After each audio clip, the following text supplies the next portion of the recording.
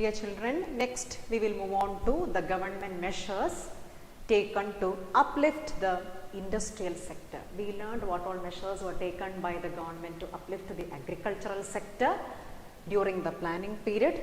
Now we are going to learn the measures taken by the government to uplift the industrial sector during the planning period. Now you know the contribution of GDP to the industrial sector. And the contribution of industrial sector to GDP is very important.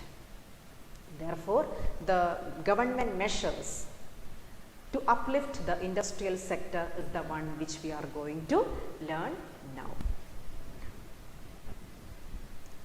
Now, so many problems were there with regard to the industrial sector during the period of British rule.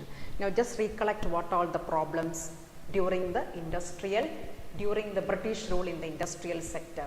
Point number one is deindustrialization. Deindustrialization. You know what is deindustrialization?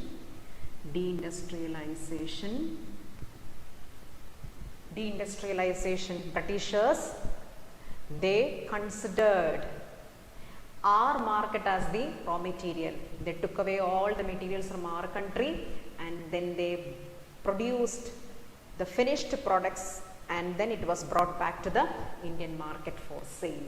And they did not allow any development of capital good industries over here because they wanted India to import all the technology from their country so that our money will flow outside.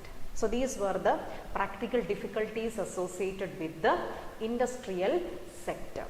Now, during the time of even after the independence,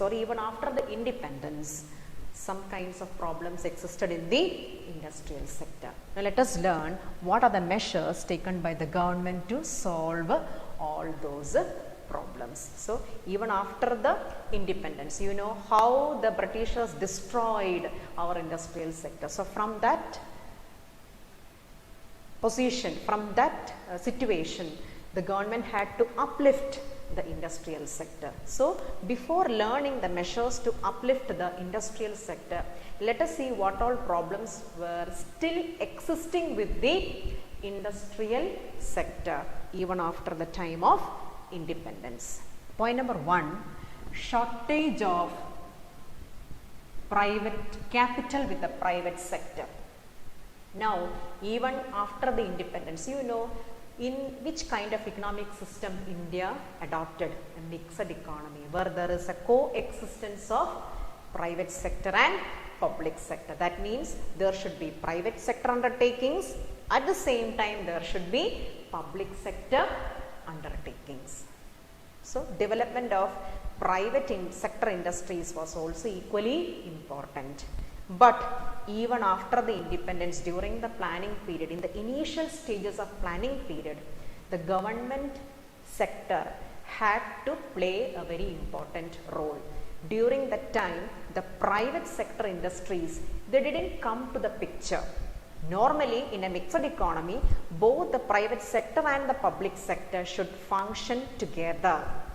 But even after the independence, the private sector enterprises, they faced some problems. Therefore, even during that planning period in the initial stages, government had to play, the public sector enterprises had to play a very important role. Let us see the role of public sector in the industrial development.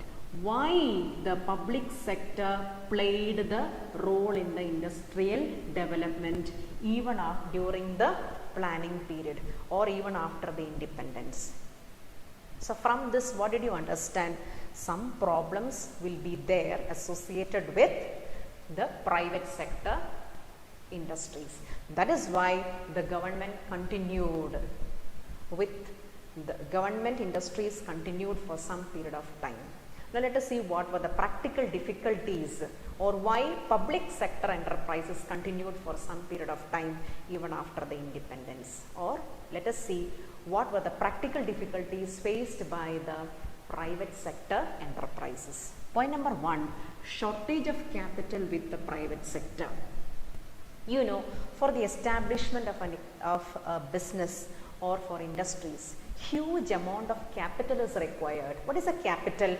The amount of money which is needed for the investment.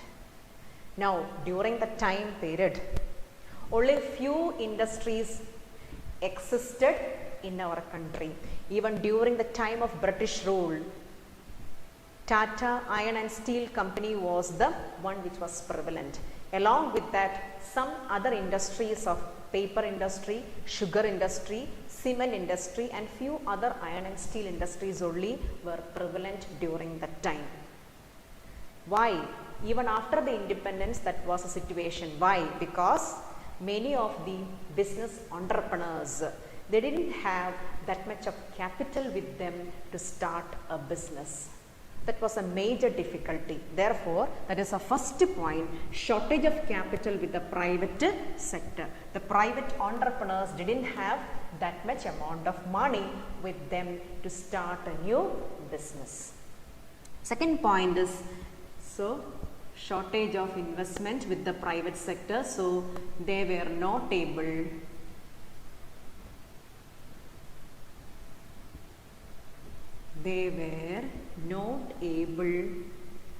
to start new business. So private sector undertakings was less. Only the public sector could play a role. That means government undertakings. Lack of incentive for the private sector.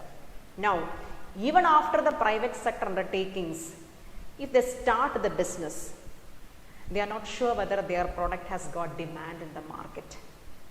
That was a major problem, because whatever the products which are being produced by the private sector enterprises, it has to be sold out in the market. Therefore, they were not sure about the demand for the product. They were not sure regarding the demand in the market. So because of that, it didn't give incentive for the private sectors to start their business in the economy, because they were not sure about the demand for the product. If the products are not being demanded in the economy, it will be an utter loss for the investors when they are investing in the business. So that was one fear in which the private enterprises did not come to the picture. Now, the third one is objective of social welfare. Now, with the mixed economy, there is existence of private sector as well as the public sector. Now, in the mixed economy, private sectors will work for the profit motive, whereas public sector undertaking will work for the welfare motive. You know, after the independence, during the planning period, the government has to become stable. You know what was the situation of Indian economy before that. So to bring back the economy and to uplift each sector and to provide welfare for the people was a main objective of the government. Therefore, the government thought that the social welfare can be achieved only through the direct involvement of government in the industrial sector. Because you know what was the situation of Indian economy at the time of independence. Even after the independence, government had to struggle a lot to bring the economy back to a normal condition. Therefore, the government thought that to provide welfare for the people, the government should have a direct control over the industries. So that also made government to think about the entry of the private sectors to the economy.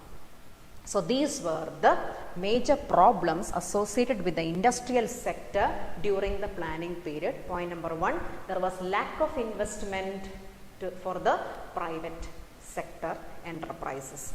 Point number two, lack of incentives. Lack of capital is the first problem, lack of incentive, not sure about the demand for the products in the market.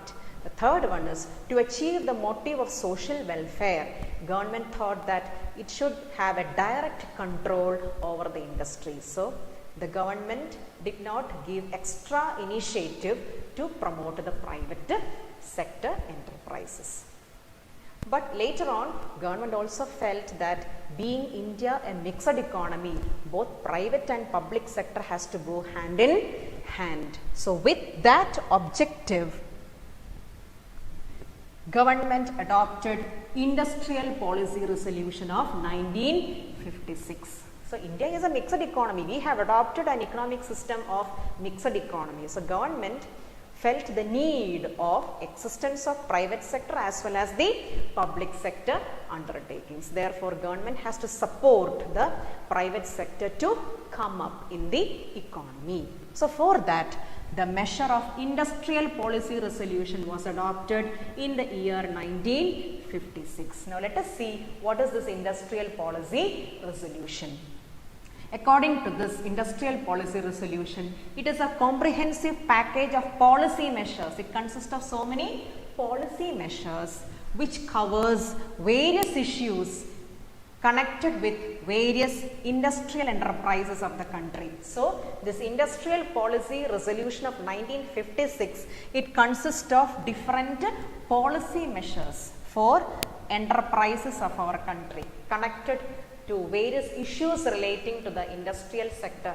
It has so many policies to solve all those issues. Such a kind of policy package is known as Industrial Policy Resolution of 1956. It was adopted in the year 1956, 30th of April. The first Industrial Policy Resolution was adopted by the government in the year 1948, but it was a failure. Therefore, in 1956, the second Industrial Policy Resolution was passed in 30th April. So, it is a package of policy measures to help out the development of enterprises and industries in our economy. Now, as per the Industrial Policy Resolution, industries were classified. Now, how? Let us see, according to Industrial Policy Resolution, how government classified the industries. The first classification is Schedule A. What is the first classification? Schedule A. Now, let us see what is in Schedule A. Schedule A is the first category. In the first category, we have it is a first category comprised of industries which would be owned exclusively by the state. So here in the first category we have industries which is fully owned by the government or state. Fully owned by the state. That means it will be fully under the control of the government. Government owned enterprises. So in the first category, in Schedule A, we have those industries which are fully owned by the government only. Almost 17 industries were fully owned by the government. Let us see the next category, Schedule B. In the second category, the state would take initiative of setting up the industries, and private sector will supplement the efforts of the state. The state will take initiative to set up the industries, and all the base work will be done by the state government. But it should be that effort should be supplemented by whom? The private sector, and the private sector will supplement and support the effort of the state. That means industries which are run in combination with the private and the public sector together, running together. So all the basement work will be done by the government, and government work should be supplemented by the private sector. Private sector will supplement the efforts of the state, but the state will take initiative to set up the industries. That comes under the second category. Now we will move on to the third category, that is Schedule C. The third category comprised of industries which are exclusively owned by the private sector. It is fully owned by the private sector. So we have three categories. First category, fully owned by the state. Second category, the basis will be formed by the state government, which should be supplemented by the effort of the which the government effort should be supplemented by the private sector. And the third category, which is fully owned by the private sector. So these were the three categories to which industries were done. Now, these industries, Schedule A, Schedule B and Schedule C, these industries were controlled through industrial licensing. What is that policy called? Industrial licensing. So, all these categories of industries were controlled and regulated by industrial licensing. Which was enforced under the Industries Development and Regulation Act of 1951. So, all these industries were regulated. All these industries were regulated with the help of the industrial licensing, which is enforced under the Industries Development and Regulation Act of 1951. Now, let us see how these industries were regulated with the help of industrial licensing. Licenses were issued for setting up of new industries. So, how the licensing played a role? Licenses were given for setting up of new industries. Any industries to start, it should get the license from the government. It gave more concession in the backward area to promote regional equality. Now, any industries to start, it should get the concession from the, it should get the license from the government. That is very important. Without the government license, an industry cannot start functioning. Now, in the backward areas, government promoted, gave more concessions, and availability of license for starting an industry in the backward areas was made possible in a faster manner to the entrepreneurs. That means entrepreneurs who are planning to start a business unit in the backward regions, they were given the license very fast. It was to promote the regional equality, because you know, in the backward regions, nobody will take initiative to set up the industries in the remote areas. So, those investors who are planning to set up industries in the backward regions were given license very fast, and they were given special concessions to promote the regional equality. Otherwise, you could find the industries only in the urban areas. In the rural areas, there will be absence of industry. So, to promote the industries, the licensing was processed at a very faster rate in the backward regions. Then, expansion of existing ones. If an industry wanted to expand, when the industry want to expand, when it want to produce more and more goods, it wanted more space, and another branch or a new area will be used for expanding the industry. So, if a particular industry need to expand, demand for the product should be more, isn't it? Otherwise, they need not expand the industrial unit. So, government will check whether that particular industry actually they need such an expansion. If government feels that that kind of an expansion is very essential for that particular industry, government will give license for that particular industry. So, government will always see that whether these industries need expansion, actually license for expanding, because only when their products are demanded at a very higher rate, they need more and more space to elaborate, to expand their business. So, government will check out whether their business is running properly or whether their product is having more demand. Accordingly, for expanding their unit, under the industrial policy resolution with the licensing policy, license of expansion will be given for those industries. Now, next one, diversification of products. So, under the Licensing Act, diversification of product also was given for the industries. Industries were given freedom to produce more than one kind of product.